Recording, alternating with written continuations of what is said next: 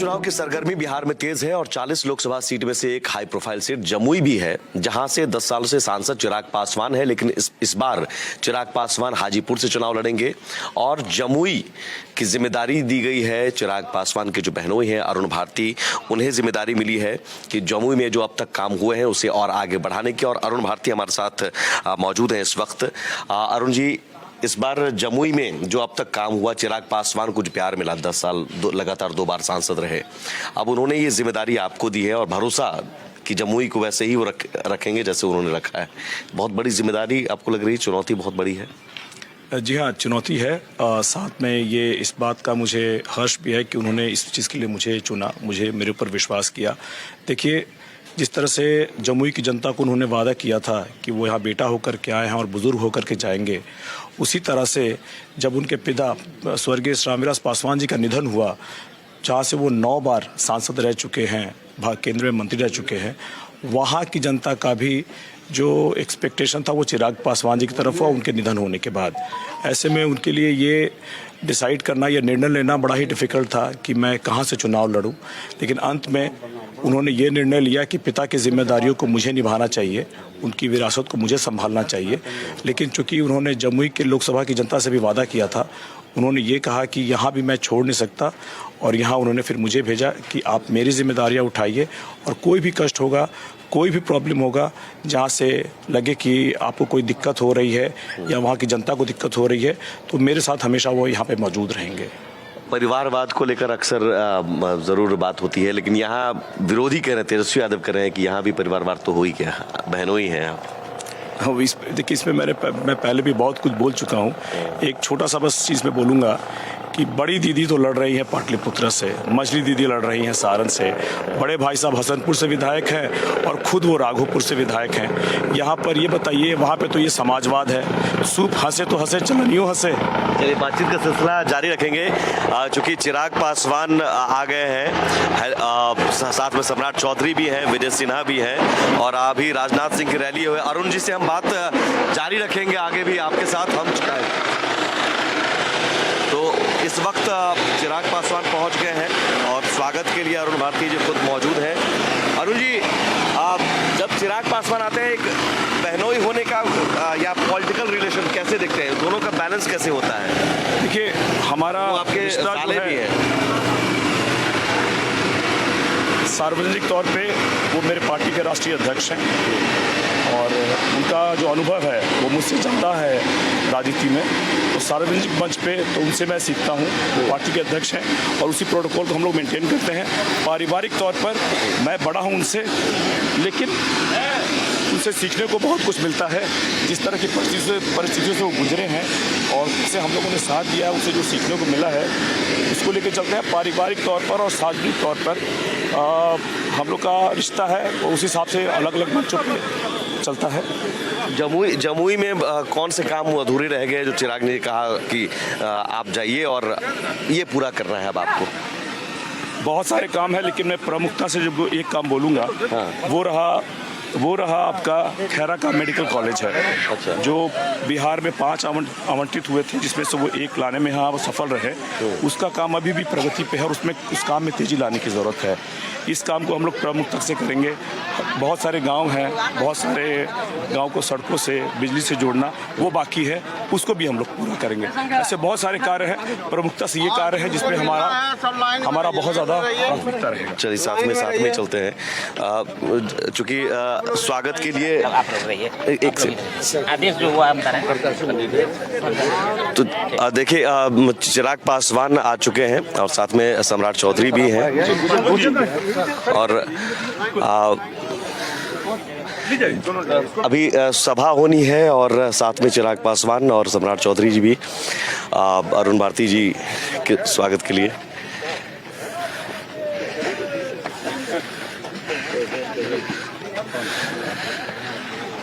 आप पहन लीजिएगा तो हमको ज़्यादा खुशी और हमारे साथ डिप्टी सीएम सम्राट चौधरी जी भी हैं, जो अब कुछ देर बाद सभा को संबोधित भी करेंगे। राजनाथ सिंह पहुंचेंगे। सम्राट जी, आज घोषणा पत्र भी जारी हुआ है, बहुत बड़ा मौका, और उसी मौके पर आप जमुई में। देखिए, ये ऐतिहासिक दिन है कि देश के यशस्वी प्रधानमंत्री जी ने देश के प्रति जो संकल्प लिया है उसको जारी किया है, और इसमें गरीब कल्याण, युवाओं के कल्याण, अन्नदाताओं के कल्याण और नारी शक्ति को मजबूती देने का काम आदरणीय प्रधानमंत्री जी ने किया है। लेकिन विरोधी आरोप लगा रहे हैं कि रोजगार को लेकर डायरेक्ट नहीं घोषणा किया गया। एकदम स्पष्ट रही है, इस देश में एक एक व्यक्ति तक रोजगार पहुंचाने का संकल्प प्रधानमंत्री जी का। सम्राट जी, आरजेडी ने सवाल उठाया है कि बीजेपी का जो घोषणा पत्र है उसमें न तो बेरोजगारी की बात है, न किसानों की बात है, न युवाओं की बात है। ये आरजेडी का खाता नहीं खुला था और उसने सपना दिखाया है। उनको ये बताना चाहिए था ना कि 15 साल तक उनके पिताजी और माताजी सत्ता में रही तो कितने लोगों को नौकरी दिया, और करोड़ों लोगों से जमीन ठगने का ये साजिश है। और विचार करना हमारे साथ इस वक्त जमुई में चिराग पासवान और डिप्टी सीएम विजय सिन्हा भी हैं। चूंकि मौका आज संकल्प पत्र जारी हुआ है और इस मौके पर जमुई में सभा को संबोधित करेंगे राजनाथ सिंह भी, जो मैनिफेस्टो कमेटी के अध्यक्ष में। संकल्प पत्र को लेकर पहला रिएक्शन आप दोनों से मैं लूंगा। चला संकल्प पत्र को लेकर पहला मोदी की गारंटी है ये, और जब हमारे प्रधानमंत्री हैं तो उनकी गारंटी को पूरा करने की गारंटी वो स्वयं है। ऐसे में जितने ज्वलंत विषय थे अभी तक, जिस तरीके से उनका समाधान प्रधानमंत्री जी के द्वारा किया गया, धारा 370 किसमें हिम्मत थी हटाने की, या जिस तरीके से राम मंदिर के निर्माण की बात हो या नारी शक्ति अधिनियम की बात हो, ये तमाम बातें, ये संकल्प पत्र है जो अगले 5 साल में पूरा किया जाएगा। विरोधी कह रहे हैं रोजगार को लेकर डायरेक्ट रोजगार को नहीं बताया गया कि कितने रोजगार देंगे, वो कह रहे हैं कि 1 करोड़ देंगे। क्योंकि 1 करोड़ आप दीजिएगा कैसे, ये आप भी तो बताइए। अरे प्रभु, ये लोकसभा का चुनाव है। पहले तो विरोधी समझें कि भारत का एक संघीय ढांचा है, फेडरल स्ट्रक्चर में राज्य और सेंटर के अधिकार अलग होते हैं। तो ऐसे में आप बोल रहे हैं 1 करोड़ रोजगार की बात, आप उसको जनरेट कैसे कीजिएगा? जॉब अपॉर्चुनिटीज़ भी तो क्रिएट होनी चाहिए। कैसे आप उसको जनरेट कीजिएगा? कैसे आप सैलरी देने के लिए, कैसे आप रेवेन्यू जनरेशन कीजिएगा? आज की तारीख में हमारे प्रधानमंत्री जी ने जो मोदी की गारंटी, जो हम लोग का जो मैनिफेस्टो हम लोग का सामने आया है, उसमें इन तमाम अफसरों का जिक्र किया गया। किस तरीके से जॉब अपॉर्चुनिटीज़ क्रिएट होंगी, किस तरीके से रेवेन्यू जनरेशन होगा। अब कहने को, दावे करने के लिए भाई मुंह है आपके पास, आप 150 करोड़ आप दावा कर दीजिए। 140 करोड़ की आबादी में बोले 150 करोड़ लोगों को हम दे देंगे। आपके बहनों ये कुछ कहना चाहेंगे, क्योंकि 10 साल आपने काम किया, अब इनकी जिम्मेदारी है उस काम को आगे बढ़ाने की। बिल्कुल इनकी जिम्मेदारी है, और उम्मीद नहीं, पूरा विश्वास है। हम मानते हैं राष्ट्रीय अध्यक्ष होने के नाते हमारी जिम्मेदारियां बढ़ी हैं। ऐसे में हम मानते हैं कि ये जमुई की जिम्मेदारियों को हमसे बेहतर निभा पाएंगे। ठीक है। विजय सिन्हा जी भी हमारे साथ हैं। विजय जी, सनातन को लेकर बात हो रही है, मछली, मटन, लेकिन वो तेजस्वी कह रहे हैं कि साहब हम इन चीज़ों को नहीं बोल रहे हैं, इन चीज़ों पर बात ही नहीं करना चाह रहे हैं, मुद्दों की बात करना चाह रहे हैं। क्या ये मछली मटन एक मुद्दा है? देखिए, वो मुद्दा की चर्चा तो कर ही नहीं सकते हैं, मुद्दा तो उनके पास है ही नहीं। अवसर मिला था, मुद्दा की बात वो करेगा जिसको अवसर नहीं मिला। इनको तो अवसर मिला, 15 साल पिता रहे, 5 साल 6 साल ये रहे। एनडीए के गठबंधन के बाद भी इन्होंने माननीय मुख्यमंत्री नीतीश कुमार जी के साथ 2 बार उप मुख्यमंत्री रहे। क्या किए?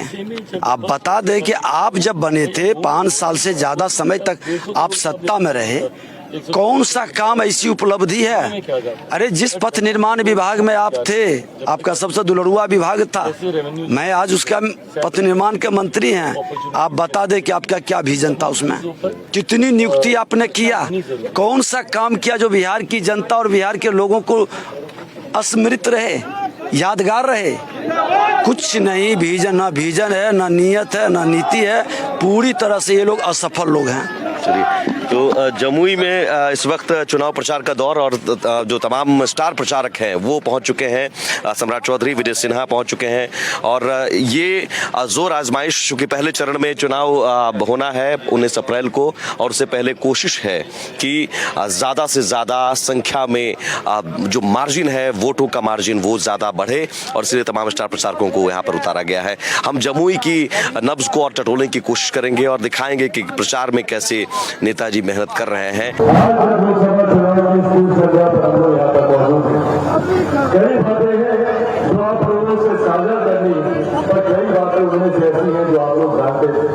पहले तरह का चुनाव चल रहा है और आप सब ने इस बात का मन बना दिया है कि पूरा मौजूदा प्रधानमंत्री जी को तीसरी बार देश का प्रधानमंत्री बनाना है। इसमें कहीं कोई संदेह नहीं है, इसमें कहीं कोई विचार की बात नहीं। ये पूरे देश ने इस बात का मन बना दिया। देश के जिस कोने में हम लोग जहाँ जहाँ पर हम लोग जाने का काम कर रहे हैं, बिहार की जिस विधानसभा में हम लोग जाने का काम कर रहे हैं, हर एक जिला से हर लोकसभा को ये बात स्पष्ट है कि बिहार की 40 की 40 सीटें हम लोग जीतने जा रहे हैं। जरूरी है प्रधानमंत्री जी का तीसरी बार देश का प्रधानमंत्री बने। ये एक बात ऐसे प्रधानमंत्री है जिन्होंने देश की अर्थव्यवस्था को मजबूती देने का काम किया। जब देश की अर्थव्यवस्था मजबूत होती है, आज से पहले अपने से कोई नहीं जानता था कि भारत की अर्थव्यवस्था कौन से पायदान पर है, और जब आज पिछले 10 सालों में प्रधानमंत्री जी के नेतृत्व में देश की अर्थव्यवस्था दुनिया की 5वीं सबसे बड़ी अर्थव्यवस्था बनी। जब देश की अर्थव्यवस्था मजबूत होती है तो एक राज्य का राजस्व बढ़ता है। महिलाओं की सुरक्षा के लिए उज्ज्वला योजना देने का काम किया। वही कोई गरीब व्यक्ति आर्थिक अभाव के कारण इलाज से वंचित न रह जाए, उज्ज्वला योजना भी देने का काम किया। ये डबल इंजन की सरकार आज जब बिहार को मिली है, इसमें भी कोई संदेह नहीं है। और हमारे साथ तमाम हमारे साथी और खासतौर पर जैन समाज के देश विदेश से लोग वहाँ पर गृह मंत्री जी, तत्कालीन गृह मंत्री जी, और आज ये उनकी भूमिका में है। जैसे पापा उसको आशीर्वाद मुझे दिया करते थे, आज उनसे वही आशीर्वाद मुझे प्राप्त हो रहा है। एक बार पुनः दोनों हाथ उठाकर जोरदार ताली से रक्षा मंत्री जी का स्वागत करें। हमारी चरित्र या जो हम लोगों ने कहा है वो अक्षर शब्द का पालन किया है। हमारे घोषणा पत्रों को उठाकर भी कोई देखिए हमने क्या कहा था, क्या किया है कि नहीं किया है। जो कहा था सच किया है। हमने धारा 370 समाप्त करने की बात कही थी, चुटकी बजाकर संसद के दोनों सदनों में बहुमत मिलने के साथ ही धारा 370 समाप्त कर दी। हमने कहा था हम आएंगे, अयोध्या की धरती पर भव्य राम का मंदिर बंद कर रहे थे। लोग ये कहते थे आप लोग नारा लगाते हो राम लला हम आएंगे, मंदिर यही बनाएंगे, लेकिन तारीख नहीं बनाएंगे। बहन भाइयों, यह आरोप लगाने वाले लोगों से मैं कहना चाहता हूं वह तारीख 22 जनवरी आ गई जबकि हमारे देश के प्रधानमंत्री मोदी जी ने भगवान राम की प्राण प्रतिष्ठा कर दी। और बहन भाइयों मैं कहना चाहता हूं एक शुभ संकेत नवरात्रि का पर्व चल रहा है और मैं बहुत सोच समझ कर नाप तौल के जगह कहना चाहता हूं यह शुभ संकेत है। राम लला अपनी कुटिया से निकल के अपने महल में प्रवेश कर चुके हैं। भारत में राम राज्य के आगाज को अब दुनिया की कोई ताकत रोक नहीं करती।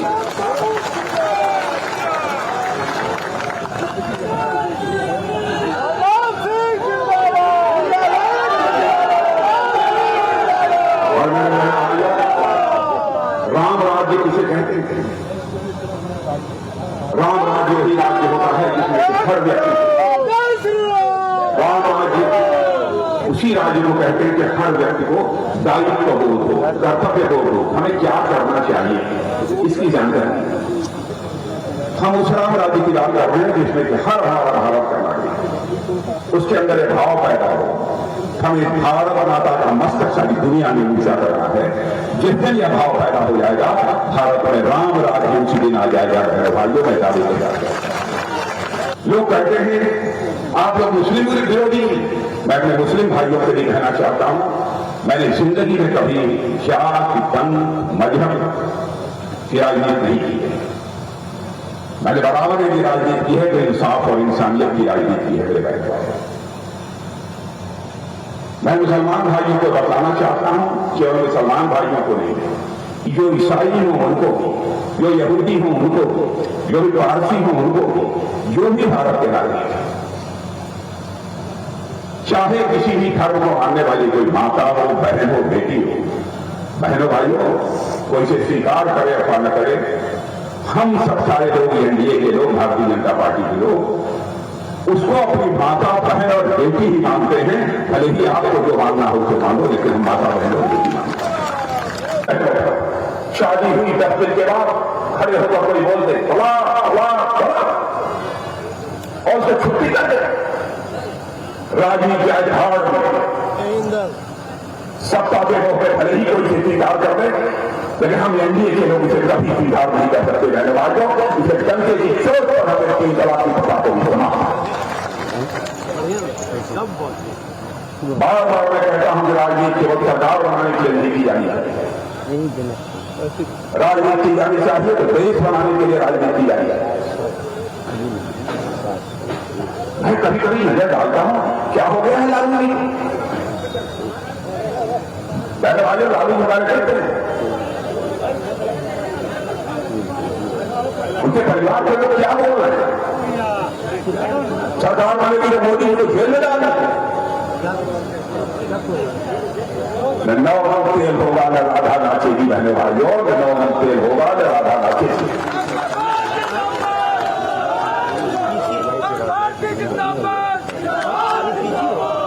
जो लोग कोई खेल में हो, कोई बेल पर हो, वो मोदी जी को जेल भेजे।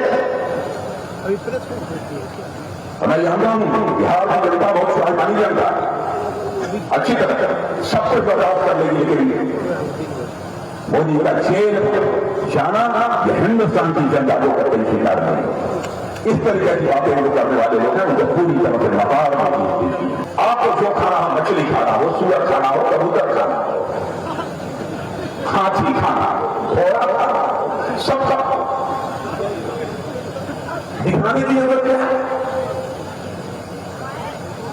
धन्यवाद। केवल वोट हो सके पुष्टिकरण की राजनीति करें, कई खास मजहब के लोग इसके नाम हमसे खुश हो जाए, वोट दे। लालू जी ने कहूंगा ऐसे लोगों को संभालिए। तो हम आज अरुण भारती जी के साथ चुनाव प्रचार में हैं लगातार, और अब राजनाथ सिंह आए थे, सभा हुई, और उसके बाद अब बिहार सरकार के मंत्री संतोष कुमार सुमन है, उनके साथ चुनाव प्रचार में आए हैं। अरुण भारती जी के साथ चुनाव प्रचार में एक से बात करते हैं। संतोष जी, एक तरफ चिराग पासवान, एक तरफ मांझी जी, और अब तो चिराग पासवान के बहनोई और अरुण भारती जी के लिए कोई चुनौती है इस क्षेत्र में? कोई चुनौती है या आप मानते हैं कि बड़ी अंतर से जीत दर्ज होगी? देखिए, मुझे लगता है कोई चुनौती नहीं है। चिराग पासवान जी जितने वोटों के अंतर से जीते थे उससे कहीं ज्यादा से जीत रहे हैं, क्योंकि ये अजीज हैं और सबके बीच में, और चिराग पासवान जी के खास हैं, तो हम समझते हैं जनता भी उनको उतना ही खास समझ रही है। और नरेंद्र मोदी जी को प्रधानमंत्री बनाना है, 400 पार करना है, तो हम समझते हैं कहीं पर कोई मुकाबला नहीं है। यही नहीं, हम जहां भी घूम रहे हैं, चारों लोकसभा जो प्रथम चरण का है, सब जगह भारी बहुमत से हमारे प्रत्याशी जीतने वाले हैं। अरुण, एक बार पूछेंगे आप लोगों से यही। जी जी, एक बार आवाज हम देखना चाहते हैं। कहाँ वोट दे रहे हैं आप लोग? कितना नंबर पे है? चलिए, आप इनको पसंद कर रहे हैं ना? कितना वोट से जिताइएगा? सॉरी, बिहार सरकार में मंत्री दोनों डिप्टी सीएम आए, राजनाथ सिंह रक्षा मंत्री आए, और फिर एक और मंत्री आपके साथ खड़े हुए हैं। एक इतने तमाम बड़े चेहरे आपके पक्ष में आ रहे हैं, तो आगे यानी बहुत बड़ी जिम्मेदारी है। इन्होंने जो वादे किए, या राजनाथ सिंह जी ने वादे किए, जो सम्राट चौधरी जी या चिराग पासवान ने जो वादे किए, उन सबको पूरा करना है। बिल्कुल, ये मेरा सौभाग्य है कि मंत्री संतोष सुमन जी अपना वक्त निकाल करके हमारे लिए प्रचार करने के लिए आए। मैं इनका बहुत शुक्रगुजार हूँ, और इनके द्वारा दिए गए आशीर्वाद और इनके द्वारा दिए गए जिम्मेदारी को निभाने के लिए हम लोग पूरी तरह से तैयार हैं। चलिए तो बहुत शुक्रिया। अरुण भारती जी के साथ आज मैं सुबह से घूम रहा हूँ और तमाम अलग अलग जगहों में जाकर इन्होंने चुनाव प्रचार किया, रैली भी की और अब यहाँ से लगातार दिन भर का ये रहता है काफिला, घूमता रहता है अलग अलग क्षेत्रों में जाकर और कोशिश रहती है कि ज्यादा से ज्यादा क्षेत्रों में हम पहुंचे। जानते हो इनको आप लोग? कौन है? मोदी सरकार। चिराग पासवान को जानते हो? अच्छा, आप लोग जो है आप लोग यहीं के हैं, क्या उम्मीद है? अब क्या कह दें अभी सर, अभी क्या कह सकते हैं, अब समय इनसे उम्मीद है। टी शर्ट भी पहने हुए लोक जनशक्ति रामविलास के, चिराग पासवान जी से उम्मीद है? पूरा उम्मीद है, पूरा उम्मीद है। इस बार उनके बहनों ही है तो भी तैयो उम्मीद है, पूरा उम्मीद है। महिला सब आप लोग कुछ बोलिए, महिला सब बोलो है माई के है चिरत हो चिराग जी के पहचानत हैं? चिराग जी रामविलास जी के बेटा रहे, तो यहाँ से सांसद, अब उनका बहनों है अरुण भारती जी ना वोट केकरा देबी? हेलीकॉप्टर था, मोदी जी के जन थे, मोदी जी मोदी की डर। अच्छा, यहाँ के महिलाओं किस पर भरोसा है? उसी पर है, मोदी जी पर भरोसा है, उसी पर है, चिराग जी पर। हाँ उसी पर भरोसा। ये यहाँ अच्छा। पास मने तो देखिए ये प्रचार के रंग आपको हमने दिखाया अलग अलग। ये बहुत इंटीरियर इलाका है जमुई का, बहुत ग्रामीण इलाका है। यहाँ से कोशिश की हमने, चेहरे कैंडिडेट के कोई भी हो लेकिन एक चेहरा देखा जाता है कि मोदी जी और मोदी की गारंटी, और ये मोदी की गारंटी का भरोसा गांव-गांव में आपको दिख जाएगा। और ये चुनाव प्रचार का दौर लगातार जारी है और सबकी कोशिश ये रहती है कि मोदी की गारंटी लोगों तक पहुंचे, जो आज घोषणा पत्र के जरिए भी है। तो प्रचार के इस जमुई में प्रचार के रंग हमने आपको दिखाया, कैसे जमुई में इन दिनों प्रचार का दौर चल रहा है और 19 अप्रैल को यहाँ मतदान होना है। फिलहाल इस खास पेशकश में इतना ही। सहयोगी कैमरा पर्सन पवन शर्मा के साथ सुमित झा, भारत एक्सप्रेस, जमुई।